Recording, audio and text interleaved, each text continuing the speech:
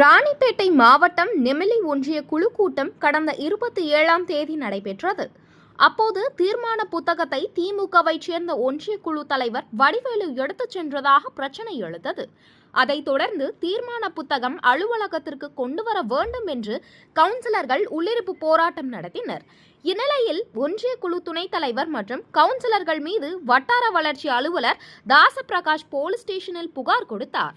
அதைத் தொடர்ந்து ராணிப்பேட்டை கிழக்கு மாவட்ட பாமக செயலாளர் சரவணன் தலைமையில் நெமிலி ஒன்றிய குழு தலைவர் மற்றும் வட்டார வளர்ச்சி அலுவலர் ஆகியோரை கண்டித்து இன்று பிப்ரவரி 7ஆம் தேதி கண்டன ஆர்ப்பாட்டம் நடைபெற்றது. இதில் ஒன்றிய குழு துணைத் தலைவர் தீனதயாளன், கவுன்சிலர் சங்கீதா, கதிரவன் மற்றும் மாநில, மாவட்ட, ஒன்றிய பாமக நிர்வாகிகள் 500க்கும் மேற்பட்டவர்கள் கலந்து கொண்டு கண்டன கோஷங்கள் எழுப்பினர்.